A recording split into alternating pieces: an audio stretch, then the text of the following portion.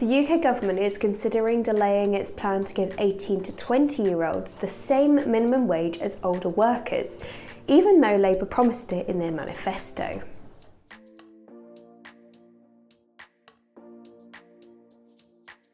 My name is Robin Moore and welcome to this week's episode of Tax Tidbits, where ministers remain committed to eventually removing age-based pay bands. But with youth unemployment at a whopping 16.1% compared to the national average of 5.1%, they're thinking about slowing their plans down.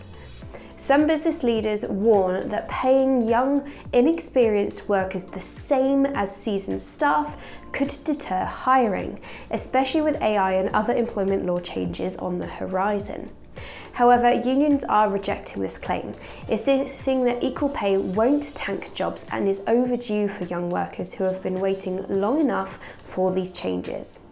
What do you think? Are you deterred from hiring younger workers, or do you think they deserve to be paid equally? Around 200 hospitality bosses are urging the UK government to scrap plans for a holiday tax in England, warning it could make holidays more expensive and push tourists abroad. The plan would let local mayors slap a small levy on hotel stays, something that is already happening in cities like Manchester and Liverpool, where it's raised a few £1 million for local projects. Big names like Butlins, Hilton Travelodge and Alton Towers reckon a £2 per night charge could tack on over £100 to a 2-week holiday, forcing families to shorten holidays or just hop on a plane to somewhere cheaper. The government says it's modest and would fund local growth, but hospitality bosses argue that the last thing the UK needs is more taxes when everyone's already feeling pinched. Chancellor Rachel Reeves admitted that there's more to do after the UK economy limped to a 0.1% growth in the last quarter of 2025, though it still managed a 1.3% growth for the year, beating the forecasts by just a hair. The slowdown was thanks to a flat services sector, which makes up 80% of the economy, and construction hitting its worst quarter in 4 years.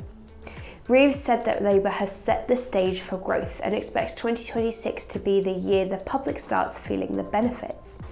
So yes, the economy is moving, it just might take a while for us to notice. If a text pops up promising you £1,000 a day for a few hours of easy work from home, although it sounds like a great deal, it's almost certainly a trap.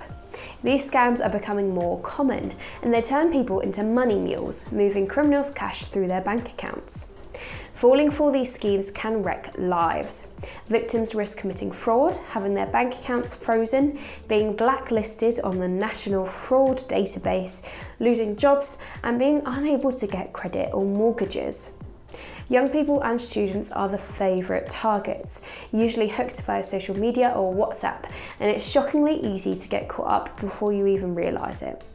If you ever suspect a scam, stop, don't share any bank details and report it immediately. The Trades Union Congress warns that at the current pace, the UK's gender pay gap won't close until 2056, with women on average earning 12.8% less than men, which is equivalent to working 47 days a year for free. The gap is worse in finance and insurance at 27.2%, but it's still stubbornly high even in sectors dominated by women, like health and education.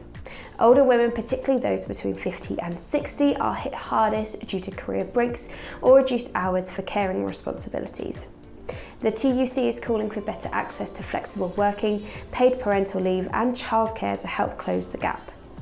The government says it's tackling the root cause through legislation and support for women at work, and employers will soon have to publish their plans to close the gap.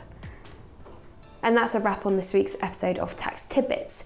Thanks for tuning in, and remember to like, subscribe and hit that notification bell so you don't miss next week's video.